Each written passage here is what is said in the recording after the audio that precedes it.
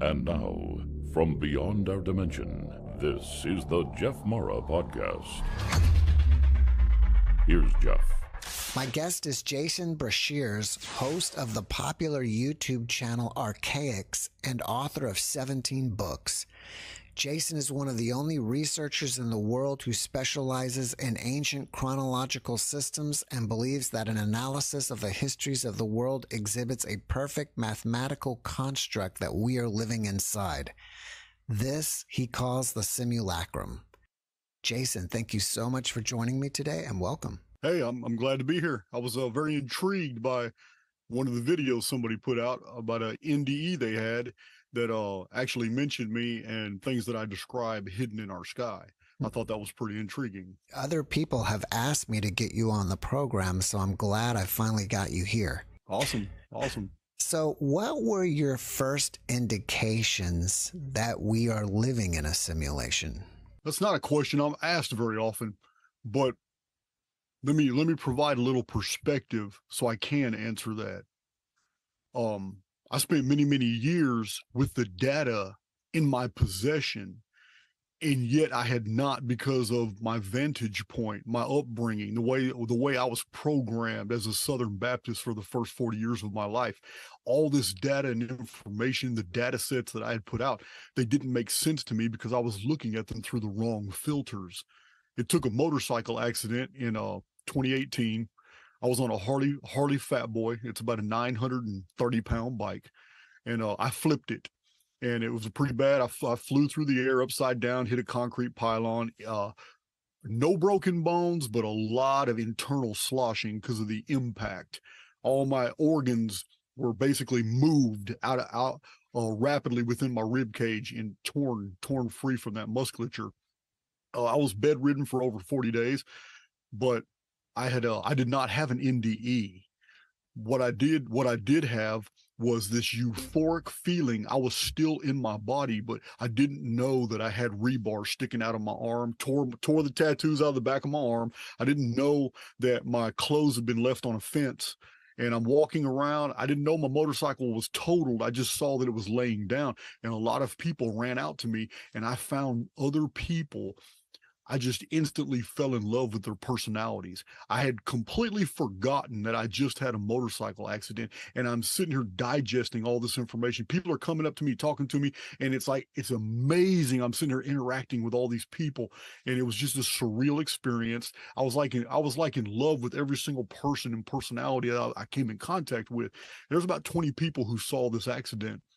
And they had surrounded me, called an ambulance, and I'm not worried about. I don't feel any pain. I don't feel my body, which I call an avatar on my own channel. I don't feel any of these things. I'm just interacting with the people that were around me, and they're covering my head. I got an open wound gash. I'm bleeding, and they're taking care of me, and I'm just fascinated with everything everybody says, and I'll never forget that.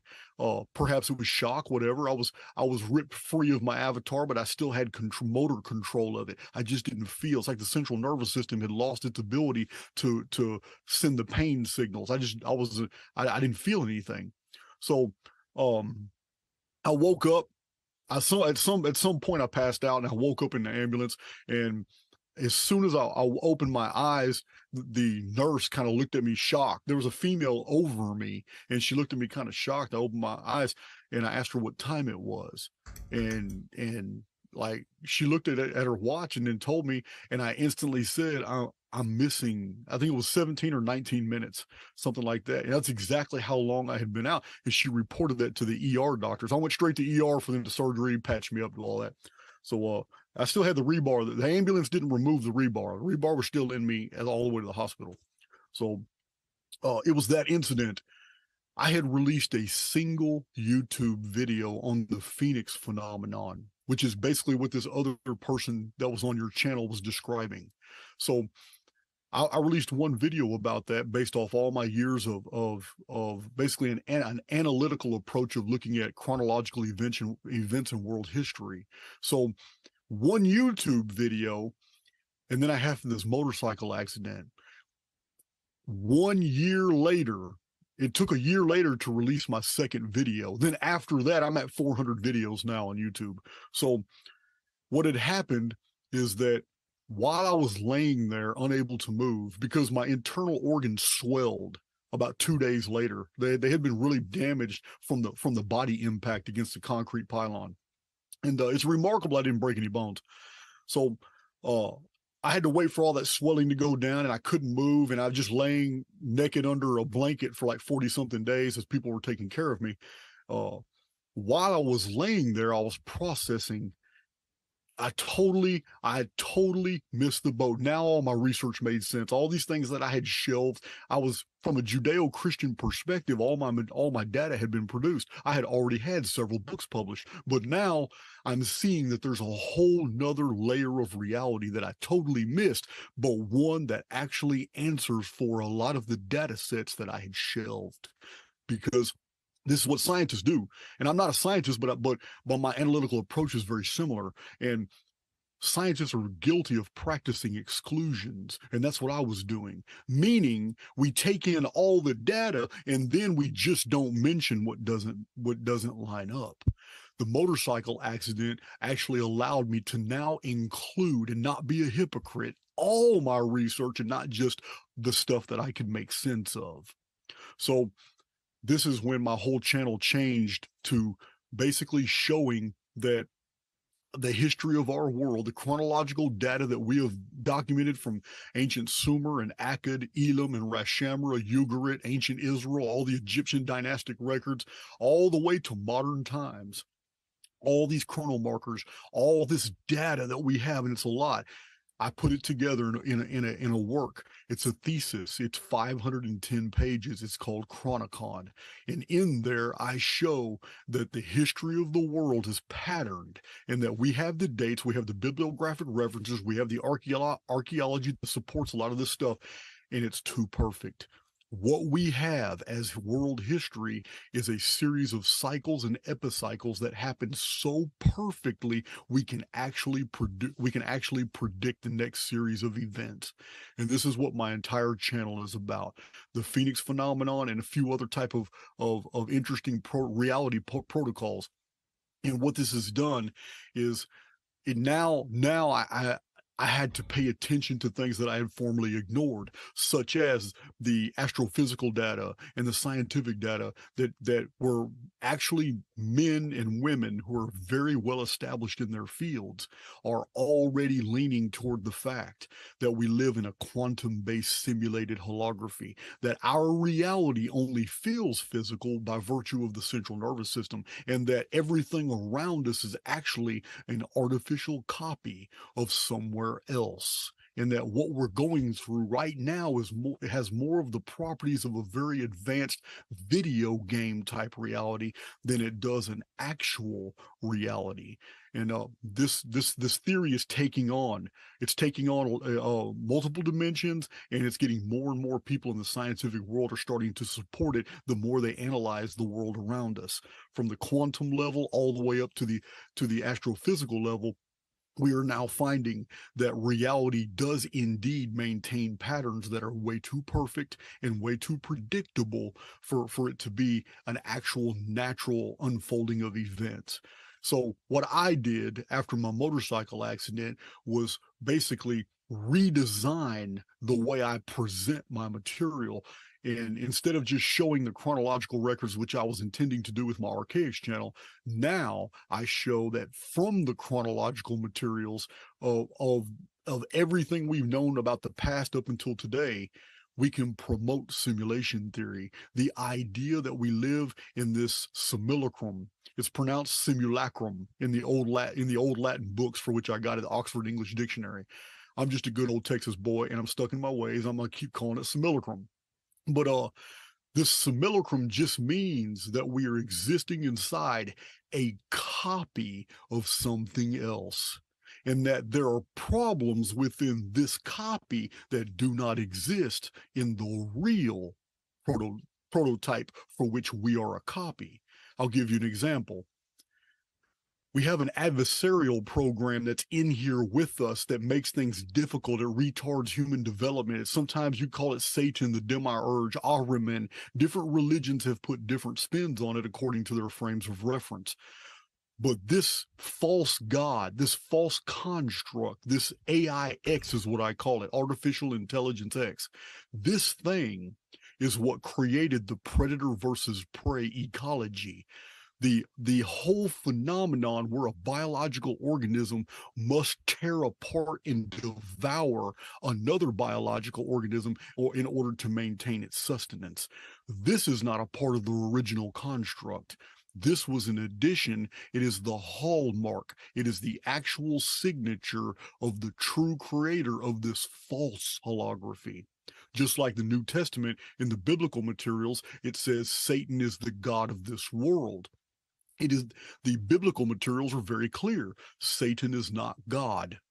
Satan is the god of this world, this false construct. And maybe the New Testament writers borrowed this from the Gnosis, the older beliefs of the Gnosis that came from the just different groups and disciplines of the Orphic and the Orphic and the Mithraic faiths that were older, predated Christianity, themselves came from Zoroastrianism, came from the writings of the Zendavesta.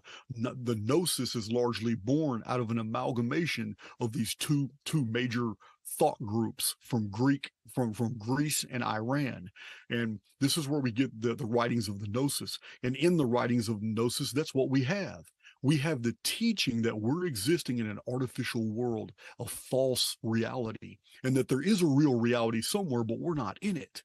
And that this false reality is governed by a false creator, and he's called the Demiurge, and he has a title, Yaldabaoth. And we are actually immortal souls passing through this construct. We don't belong here. And that too has been borrowed by Christianity. In Christianity, we find that we are pilgrims. We are sojourners. This is not home. We're passing through. We're on our way to a destination. This is not it. So basically, that's the best summary I can give you as to what we're really talking about here as far as the simulacrum, about this false reality and how it's not just scientific anymore. We can actually show these patterns in the chronological histories and in the historical record. And this is what Archaics is about. This is what Archaics brings to the table, showing the ancient records and showing all this deal, showing simulation theory, but from a totally different vantage point. You didn't use these words, and you speak more about data, but would you say that you were spiritually transformed from this accident? I'm going to put it a different way. I'm going to convey to you that you and I and everybody listening to my voice already have this innate, super, very powerful, immortal aspect to our existence. And that when we're born into this world, there are scales on our eyes. We all have the divine spark. We all have that a flame of potentiality within our being that can erupt into many beautiful creative things throughout our life. We all have that. There is no one excluded. The problem is it ordinarily takes an epiphany or a traumatic event to actually awaken that, so that internal aspect of our existence can actually start manifesting externally. And a lot of people go through their entire lives without such an experience. But we're all on an equal playing field. It's, yes, the motorcycle, it wasn't a spiritual development all of a sudden. It was scales falling off my eyes and seeing the world for what it really is. Everyone, we lost power due to a storm, and so we're continuing this podcast at this moment. And Jason, where I want to start at is that who or what do you think created the simulacrum in the first place? It is my opinion that we are existing within a construct that it is itself an extension of the oversoul, and that we are immortal beings passing through this experience. We're not meant to save the world. We're not meant to stay here. We're meant as pilgrims and sojourners to pass through, gain, and acquire the experiences that are here for us to acquire, and that the world is going to be just as evil as the day when you pass away as the day you entered it. And we're all on different journeys, so that requires a different amount of life sims. I believe in transmigration of souls and reincarnation. I believe that we've come back here many, many times, and that others have already moved on. They were ready, great enlightened souls that are no longer here, but they've left their legacies, and we read about them all the time. So the simulacrum itself, simulacrum, however you want to pronounce it, it's an extension of the oversoul, but it's a confined area. It's like a quarantined area where the evil and the negativity, the dungeon programming that's operative right here inside this construct has no way to cross-contaminate the outside universe, the real reality on the outside of this experimental construct. It's I do not believe in the Matrix version of a simulation that we're essentially batteries for an AI system that has gone rogue and taken over. I don't believe that. I believe that as an individual, we are existing within two simultaneous realities that coalesce, and that we can phase in and phase out whichever one we want to experience. And let me explain these. One of them is the collective, and these are controlled. The collective is controlled. This is the mass of humanity at any given time in history, at any given time in all our life sims. There is always a collective. It's a mass that is blind to the deeper truths of our reality. It is herd mentality. It's this hive mind that is controlled by polarities that are basically controlled by artificial intelligence X. The AI system that is trying to herd everybody into to be a hardcore conservative, to be a leftist liberal, to be a communist, or to be a socialist, to be somebody who is a Southern Baptist as opposed to a Lutheran, or a Sephardic Jew as opposed to an Ashkenazi. The AI system operates on the principles of duality and polarity, and it always wants people to make a choice.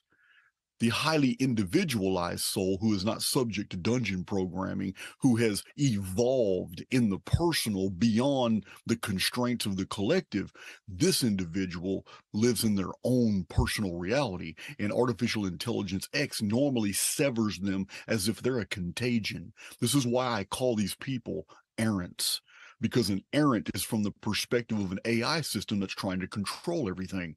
An errant is somebody who goes their own way, someone who thinks for themselves, someone who appears to be an aberrant malfunction in a system of controlled chaos. The collective looks at highly individualized people as problems, as rebels, as someone who doesn't want to get along.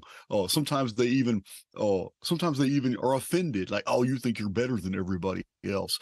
But the highly individualized person understands that we live in a personal reality, a personal universe, and we can make our own rules, and that the Godhead will honor that, because the simulacrum itself, being a neutral field, is a builder protocol, and it will always reflect back as conditions in your life, the very things that you project into it, and basically follow through with some type of physical activity. Your avatar has to be moving in the direction that you want to go in life, following a mental blueprint, and the simulacrum will build that life for you.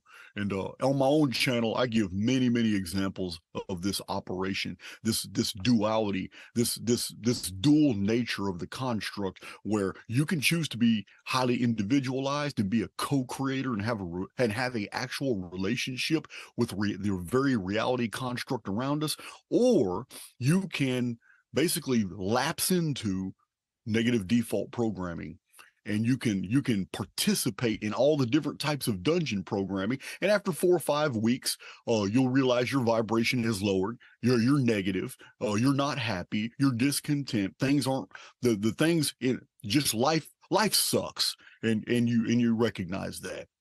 And the highly individualized soul will want to go back into that other mode. He'll want to phase out of dungeon programming and go back into being an individual co-creator, because there is no other option. You're either a co-creator, highly individualized, thinking for yourself and building your world and the worlds of others, or you're a part of the collective and you are merely experiencing the worlds built by others because you have been neutralized.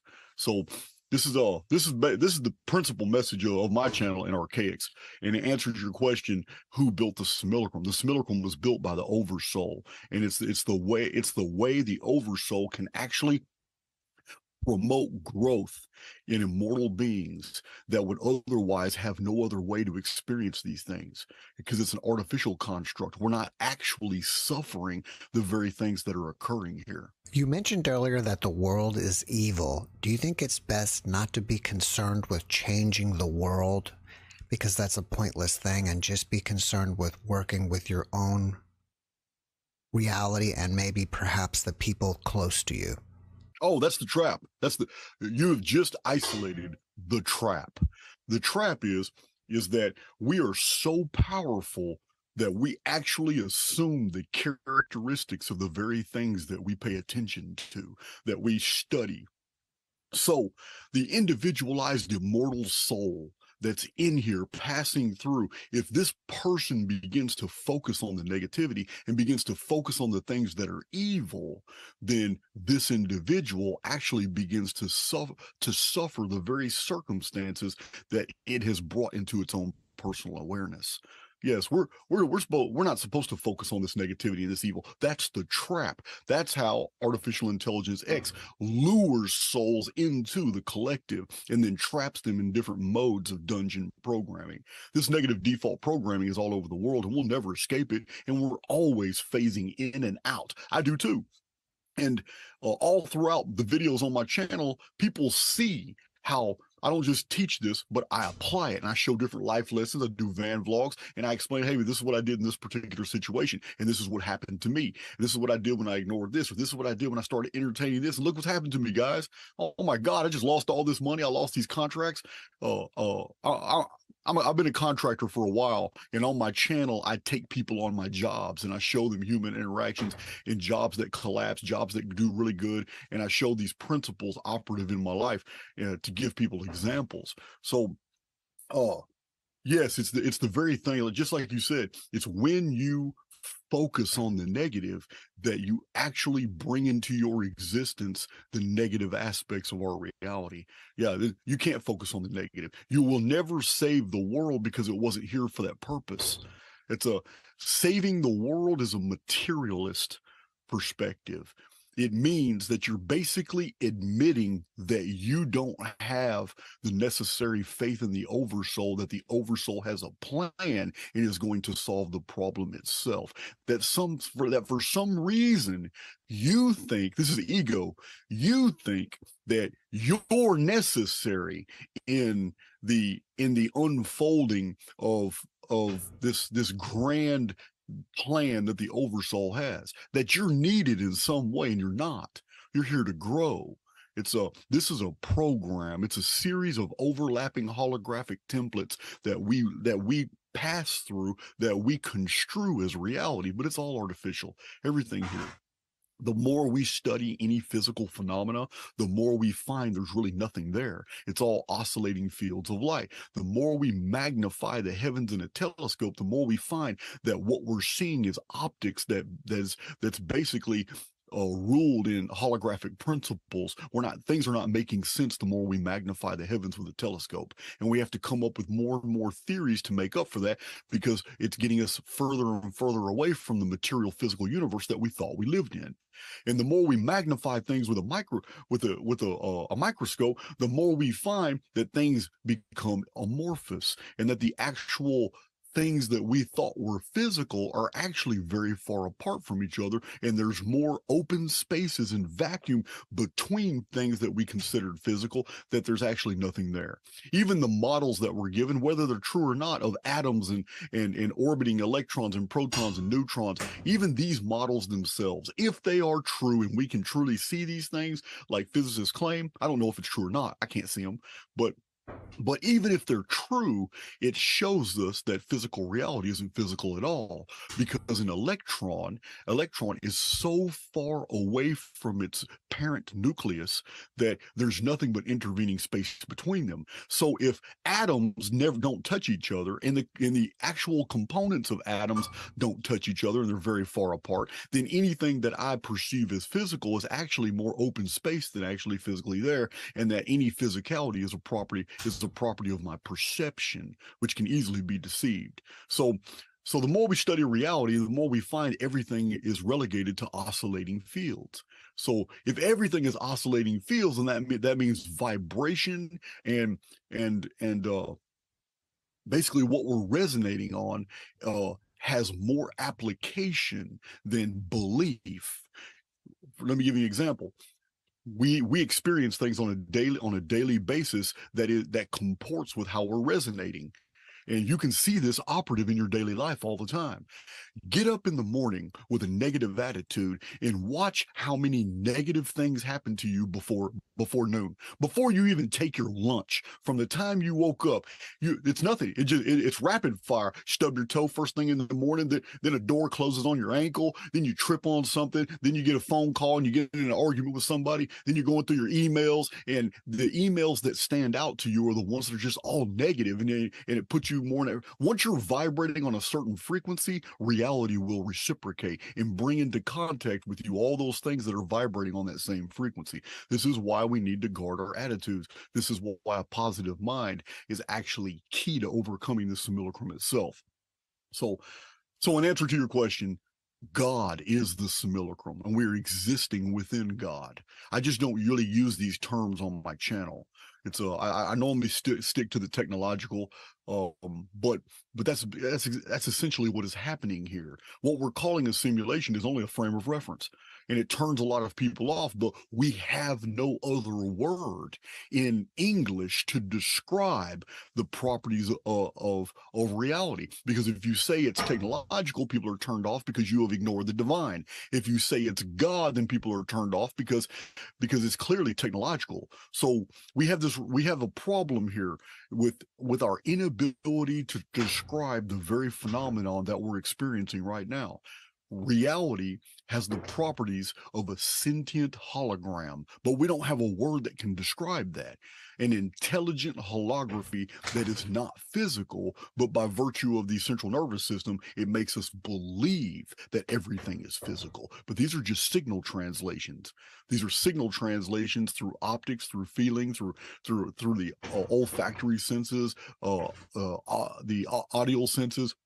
But these are just signals, and these signals through the central nervous system are actually broadcast throughout the rest of our system by virtue of the brain, and the brain broadcasts these signal transferences, and we feel pain, and we feel cold and heat. We feel all these polarities for which draw us into this world and make us believe that it's real, but it's not. There's really nothing physical around us.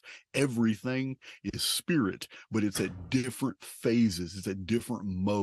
And it's these different modes that make us believe in the physicality of our existence. Super fast, it's the thought field. I now know from reading Ishak Bentov, A Brief Tour of Higher Consciousness and Stalking the Wild Pendulum, and my research is into the 110-year-old books of P.D. Alspinski. I now know that this is the thought field, and it's holographic, and that thoughts are things exterior of us, and that our brains are actually receivers.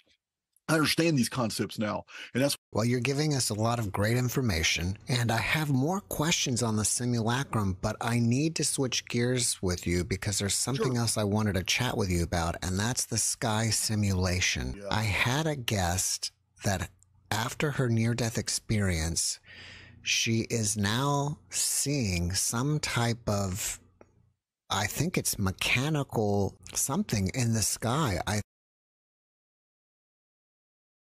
think all the time, like something's up in the sky, and she mentioned you during the podcast, so I wanted to get your take on that and also see how you define the sky simulation. This is coming from somebody who has studied a lot of books on physics, astrophysics, the scientific literature of the time from the 70s, 80s, 90s, thousands. I used to be a hardcore traditionalist when it came to science. I believed almost everything I said. I understand that theories require some type of morphing as new data is taken into the fold. And I'm telling you all this because my bibliography has been published for everybody to see. And in that bibliography of over 1,300 books, it's freely published on Podia, and thousands of people now have downloaded that bibliography. It's the title of every book, author, date of publication, publisher of every text that I have read in my two decades of research. And there's a lot of scientific books in there. And now I understand, by virtue of all those and amalgamating that information with all my historical chronological data, I now understand that our sky is entirely simulated, and that we have been deceived into believing that we're on a world that's hurling around the sun, and that this world itself it's a copy of somewhere else, of a real reality. This is the simulacrum is. Simulacrum, however you want to say it, the Latin pronunciation or mine, the simulacrum, it basically means, the definition of the word is a copy of something else. And that's where we're existing. This is what we're inside, a copy. So it's somewhere else the heavens are real. Somewhere else the sky is real. Somewhere else these continents and this world is real. But it's not here. We're in a holofield, and that holofield is doing its damnedest to convince us we're in a real reality, because it needs to. It needs us to believe that all this is real. The war, the pain, the death, the misery, the suffering. It needs that, because this is how spiritual beings, this is how growth is promoted, by suffering these things. But we're quarantined away from the real creation. And in the real creation, all this negative default programming, dungeon programming, suffering, this doesn't exist outside the construct. It's in here for our development. So when you look up at the sky, you're looking at a multi-tiered hologram that gives off the impression of parallax. And it's so sophisticated that the more we study it with telescopes, the more data that it feeds us. And it's always feeding us what we suspect. Let me give you an example. There's a phenomenon known in science that the more theories that are pushed on the field, the more the field responds with evidence of those theories. If there's anything that people in the collective begin to believe in, the collective programming responds back with physical phenomena to support that belief. So it's an interactive dynamic. It's the same thing I was telling you with the gazelle and the circle and the arrow. It's sympathetic magic, but now it's affecting the collective. So this is the danger of the media. The media builds for us a false world that doesn't exist, but it promotes. But what it's doing is fear mongering, and it wants the collective to fear this one certain thing, and then that one certain thing is reflected back as circumstances. What was only reported as news now becomes a part of the world construct, because enough people feared it, and fear is very powerful negative base force. So this sky sim is specifically there to perpetuate the illusion that we're in a real reality, but it's not. And all these periodic cataclysms, these things that appear in the sky. My channel I have many videos that show old pictures of what people saw in the sky. So before the camera was invented, they did woodcuts and they did paintings and pictures. And there has been times when the sky sim power source failed and people actually saw what was up there. But because they were living in a different type of non-technological world, their frames of reference were primitive.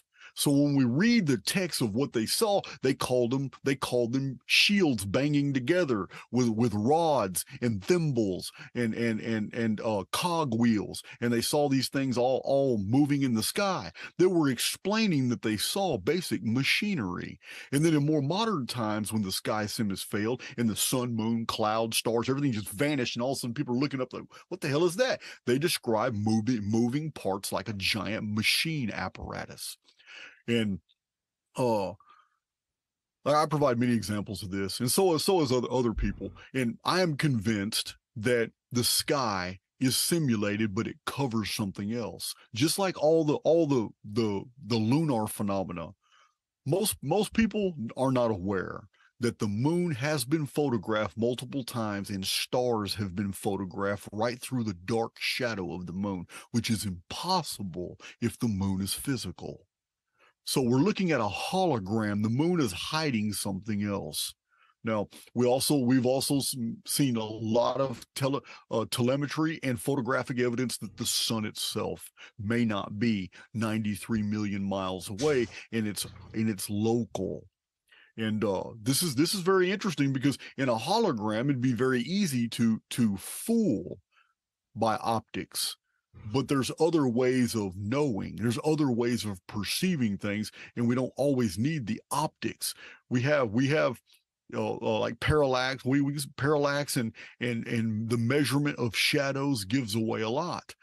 But especially the angles. This is how the Greeks measured distance. They always measured shadows compared to rods. Knowing the exact height of a rod gave them the distance of the shadow. The distance of the shadow from the height of the rod gave them the distance of whatever object they saw in the sky from the surface of the earth, and it was pretty accurate. Thales of Miletus was the first one to do this method. So with the sky sim, we have this machinery that hides something, and it operates something. And there's even been modern times, there are hundreds of videos on YouTube about skyquakes.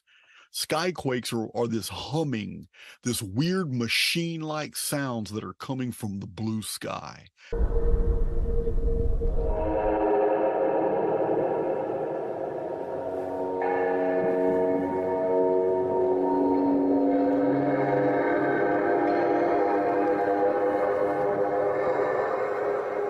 And this is another phenomenon that's been recorded on platforms all around the world. I've seen a few YouTube videos about the skyquakes and the thunders and the humming sound that's coming from the sky.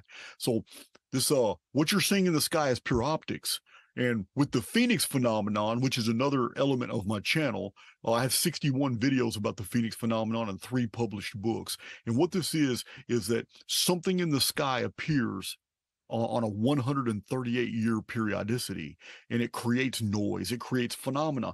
But it's like a machine that pretends to be an intruder planet. It pretends to be all kinds of astronomical phenomena to make us believe that these asteroids, comets, earthquakes, volcanoes, this subsidence, liquefaction, mud floods, it induces us to believe that these are the result of natural phenomena, but they're not. There's an apparatus hidden in the sky that interacts with more things that are underground that creates all this phenomena that we perceive as natural disasters, but they're not. They're actual attacks. They're attacks to retard human development. They're attacks to knock people down. Every single time humanity has embraced a technological age and become super technological to where we started really discovering the reality that we were in, we got knocked back down. And this is not the first time that we have been technologically advanced. And this is also a tenet of the archaics research. I show this in the ancient world where we have tractors, we had military vehicles, we have all kinds of technological devices in the ancient world, and the evidence is not just found archaeologically, it's also found in the texts of the ancient world. All you have to do is understand that the people who wrote those texts did it with primitive frames of reference, that because they wrote those texts hundreds of years after the events they depict. And the flying chariots and the wheels within wheels and the horseless carriages that spit fire and all these references in the ancient world of flying in vimanas, however you pronounce it, these pre-flight checks. Yeah, there's Hindu texts that have pre-flight checks before you take your vimana into the eye. There are texts that have been found in Sanskrit that teach you how to do dog fighting in your vimana, like air-to-air combat with an enemy in another airship. So Zeppelin technology. These things are old. There's nothing new about this. We have had technology multiple times because it only takes 200 years for us to go from horse and buggy to Hadron Collider. And if we have 58 centuries of documented, recorded history, when you take all the world's text together and you take all the histories, all the Akkadian, Sumerian cuneiform, all the Amorite texts, all the texts from Ugarit and Ras-Shamra, ancient Egypt from the Old Kingdom all the way to today, all the papyri, and then all the texts that we have surviving from the Pergamum Library, the Library of Alexandria. Much has been relocated to the Vatican. When you take all these histories from all around the world, from the Sanskrit and the Vedic and the Tibetan, the Chinese, all the way back to the Chinese turtle texts and the silk almanacs, and the going back to the days of the Chinese dragon kings, all these texts from all around the world, from the Mayan, the Quiche, the Toltec, the Olmec, the Zapotec, all these traditions texts, everything fits into a 58 centuries of recorded history. And in that 58 centuries of recorded history, humanity has become technologically advanced multiple times and been set back by these cataclysmic resets that I call the Phoenix phenomenon. And this is actually, Phoenix is the core material of my. I've gone in many different directions, but Phoenix is what started my channel. But yeah. So in answer to your question, the sky is simulated, and it's covering something else, and there's a vast apparatus of machinery. Now we're only using the word machinery because that's you and I, Jeff. That's our frame of reference because that's where we're at in our understanding of technology today. But what we're really talking about is something that is sentient, something that is living, understanding, able to perceive, but it acts like machinery, but it's something that's alive. Do you ever use the words higher self on your channel? No, I don't believe I've ever used that terminology, higher self. I understand it. It's not a vernacular that I employ. We talk about higher selves quite a bit, and I like to use the word complete self, like your complete self with all your knowledge is in another realm. And when you come here, you're a limited version of that self with only a certain amount of information. And we've even talked about that. Is it possible that what animates our avatar here is actually like a digital copy of our complete self? We come here, we experience, and then when we go back, we upload all of our experiences into that complete self. That's a really good approximate to exactly what I have been describing for a couple of years on my own channel. Let me put this, you just basically outlined for me how you express these thoughts. So let me tell you how I express the exact same thing from my perspective. Mm-hmm. Because this is a teaching that's on my channel. Okay, we like to call it the soul. We like to call it our immortal being. I tend to use scientific parlance sometimes, but it means the same thing. And I call it the informed field. This informed field interacts with the neutral field of the simulacrum. The neutral field of the simulacrum is a builder protocol. It feels like it's in a relationship with us. But if we don't treat it as if it's a relationship and we think we have to do everything, then it doesn't respond to us. It wants to build for us. We just have to initiate. But this informed field has every single thing you have ever learned in every life sim, every piece of information you have ever come in contact with, every dynamic that you have ever suffered, every time you have come into the contact with the informed fields or the personalities of other immortal beings in this life sim, your family, your friends, contacts, enemies, everybody.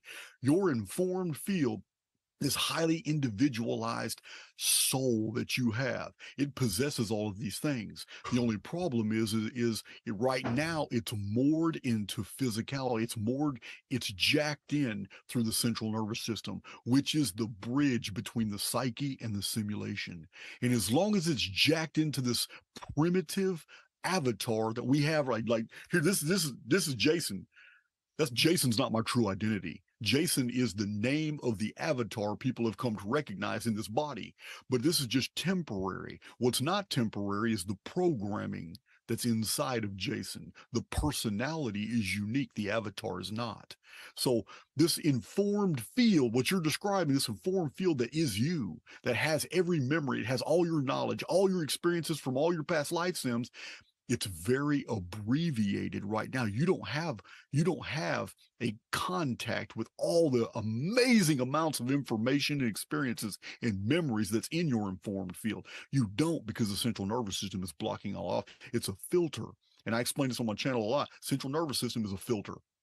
So when you pass on and leave this avatar, the space between going into your next avatar, which is also going to be restrictive like this one, that period of time you're not in the avatar is when you remember every experience. You are really you, but you're not attached to a body now. You're a soul. You remember everything. You have all your intuitive abilities. You're an immortal being. And everything you've ever learned, everything that you ever acquired as an understanding is yours again.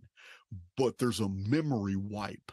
It's not really a wipe. It's a memory block when you subject yourself to the next central nervous system, because the next avatar, this filter system, blocks you from understanding that. This is the beauty of the life sims. This is the beauty of transmigration of souls. It allows a highly individualized immortal to experience everything, build all these things up, and grow, and it grows. But it's only once you leave the simulacrum that you take all this data with you. Because in the holo field, all information is never lost. In the holo field, in this beautiful mathematical structure that we live in, all the data is there. It doesn't go anywhere.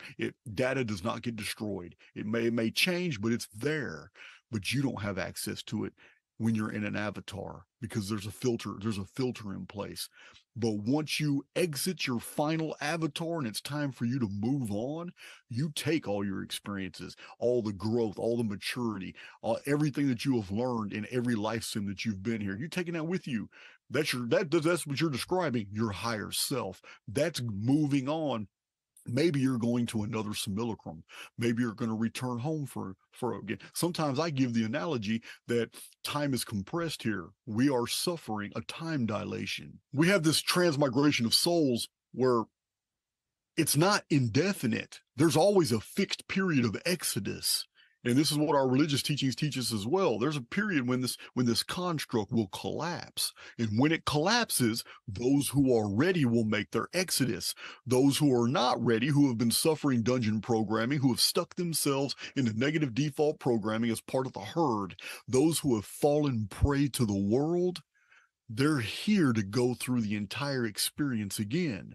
There is no heaven and there is no hell. You're going to completely keep going through this entire series of life sims in this simulacrum, which is this particular world, with the same histories. These histories, ancient Egypt, Babylon, Akkad, Ugarit, Urartu, the Hittite Anatolia, this isn't the first time we've lived through these histories. You and I may have gone through this same template and been totally different individuals, different personalities, different people, different. We might have been chained to a slave galley on an ancient Phoenician ship. We may have been a prince in ancient Armenia. We may have been just a stonemason in Egypt, or in the Inca Empire. We may have been somebody who pumped the well. We don't know. We've been many different people in many different time periods, and we may have already lived through this entire program template multiple times. But when we're ready, we make our exodus. And the exodus is always a whole group leaving at the same time. It's not individuals leaving. It's a cataclysm that happens inside the construct to hide the fact that a bunch of souls just made their exodus, while everybody who survives the cataclysm lives through all these life periods and all that again. Now, that's inside the construct, and it seems long. My lifetime right now, I'm 49 years old, and it seems like it's been a long time, but it's not. It's a time dilation. A couple days from now, Jeff, you and I can just wake up, take our visors off, because on the outside of the construct, remember, this is a copy of a world. Outside the construct, it's going to be very similar. So we'll take our visors off look at each other and say, wow, that was a hell of a ride. I lived 432 different lives. And you say, man, I only lived 216 lives, which means you matured a lot faster than I did. So I only lived 216 lives, but we made it out at the same time. And then when we look at our visors and we see our timestamps, man, I was only in there for 19 hours. And we got technicians come and they check our vitals, make sure, because laying down for 19 hours is a long time. Check our vitals, and we go on about our business. And for 4 or 5 days, we're back in our community, talking to friends, family, going to dinner, going on a date, do whatever, living our lives. And then we decide we kind of get bored. So, man, you know what? We'll go ahead. There, that was the Nemesis simulation. I've already done that one. Me and Jeff did the Nemesis simulation. I might call you up and say, hey, Jeff, they got one over here. This is really interesting. It's called the X simulation, meaning unknown factor. We don't know what we're signing up for here, but as immortal beings, we absolutely know that there's really no danger. We only feel that there's a danger once we're immersed inside the false holography. But before we sign up for it, we actually know we're gonna come out just fine. We're gonna be just fine. But while we're in it, we're actually gonna be trapped. We're actually gonna believe we're suffering all these things, going through these life sims, trying to figure out who God is and what a reality. And every single time we sign up for this, because of the excitement, because of what we learn and we mature and what we take out, there could be an infinitude of these simulacrums set up by the Oversoul for the continued governance of immortals and their growth. Because in my worldview, in my cosmos view, there was no creation. The creation was not a singularity. The creation, if God, the Oversoul, is an eternal being like I am told, then that means the creation could not have been an event. If God is eternal, then that means the creation is a continuum. And as long as the creation is a continuum, that means there will always be a need for immortal souls to grow and become more and more aware and more powerful and more, because they will be assuming more and more roles throughout this created cosmos. The very fact that something is eternal means that it's going to be ongoing, it's going to be a continuum, and it's going to move far beyond our capacity to comprehend right now. So just taking that into consideration, I can imagine that the cosmos is full of these simulacrums, and they're beautiful because everything evil, everything negative, all suffering is only felt inside these little pockets of separated reality, and that they will never truly contaminate the real universe. Do you ever talk on your channel about background people, or sometimes otherwise referred to as NPCs? Yes, I do. Yes, I do. Do you believe that's real? Of course. The term NPC comes from the gaming industry. It may have been coined by Gary Gygax, I'm not sure. Started with Dungeons and Dragons. Prior to the role-playing game Dungeons and Dragons, the term NPC did not exist. I can't find any references to it. It simply means, non-player character. Meaning, I'll give you an example. Here's the example I give on my channel a few times. You can walk through Walmart. Now, Artificial Intelligence X is always trying to keep as many souls as it can in the collective. It's the herder of souls. It's trying to keep them in the simulacrum. It's not trying to let them escape. So it's trying to keep. So in doing that, it employs negative default programming and dungeon programming, this polarity phenomenon, trying to get you to make a decision to join a group and live your life in according to the principles of that group. Because by joining any one group, you pretty much exclude the rest of the world in your ideology and it's the construct that you have built for yourself. And then it starts feeding you all those things. Like if you're a hardcore Republican, I'm a Republican, but it's not hardcore.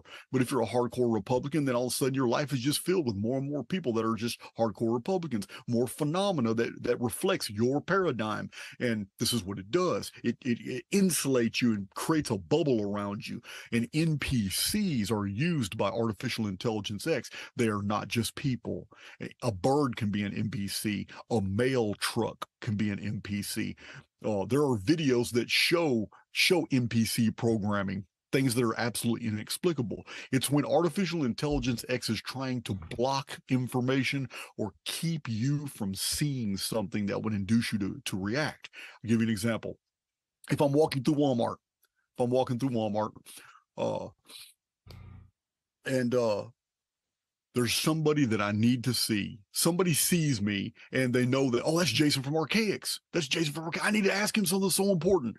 Now, if they were to see me, they would instantly want to ask me a certain question, and artificial intelligence X already knows what my answer is, and also knows how it's going to affect that individual, and how that individual is then going to start watching all my videos, and then how that individual is then going to separate themselves from dungeon programming. It can't have that. So as I'm walking through the aisles, and this individual's walking through the aisles, artificial intelligence X understands the trajectories, knows exactly when we're going to meet and come into contact. So it pulls up a distraction. Maybe some beautiful woman just bumps into me, and when she does, I totally ignore it, holding my basket, but it makes me look in a certain direction. And then there's somebody that I almost swear I know, I'm very familiar with.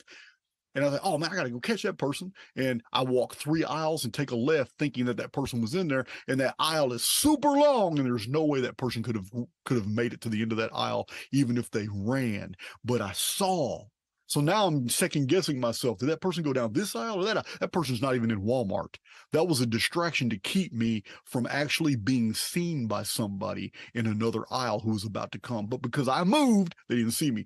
NPCs are purely distraction. They happen in their lives all the time, but they don't have to be people. They can be vehicles that actually block us from seeing something, maybe reading a sign, maybe helping somebody who really needs help. An NPC can be a beggar that's on the street just laying up against a building, and then you want to go give them money or something, and then turn around and you have to cross the street, wait for traffic. People are moving to and fro. By the time you cross the street, the beggar's not there laying against you. You're going to give the beggar some money. That beggar's not there. But that beggar was never there. It was a product of your perception. It was an injected piece of the hologram to get you to that point, to walk over there. And the reason is because somebody that you really needed to affect and talk to was standing 2 feet away from you, but you just hadn't looked to your left to see that person.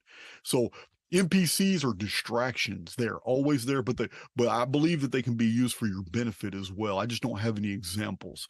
But yeah, NPC can be a bird. It can be a phenomenon. It can be a vehicle. But in most circumstances, NPCs are people that aren't actually there.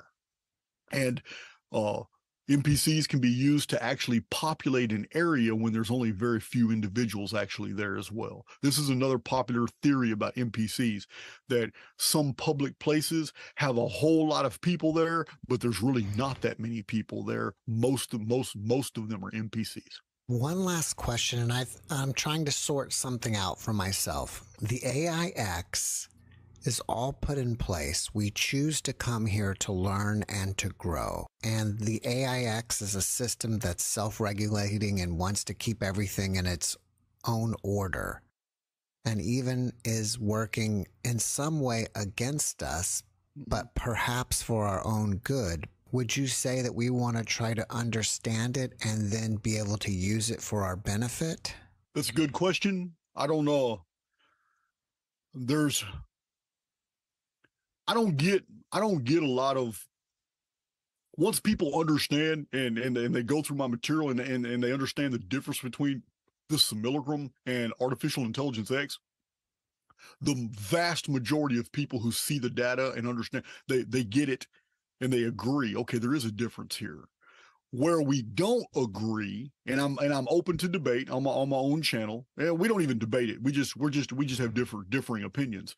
Where we don't really agree is artificial intelligence X a parasite program, truly evil, that has been introduced into the system and it's taken over or hijacked it? Or, and another growing theory, one that I'm partial to now, is it an integral part of the simulacrum that it does exactly what you're talking about. It's not an evil God, demiurge, Satan, and all that stuff. That's the images that it portrays. That's how it's perceived. But it's actually a part of the builder protocol itself. But it's not building anything physical. It's building things in the spiritual. It's making us stronger. It's making us more aware. It's teaching us. But it's doing so from a totally dark perspective. At least that's how we perceive it.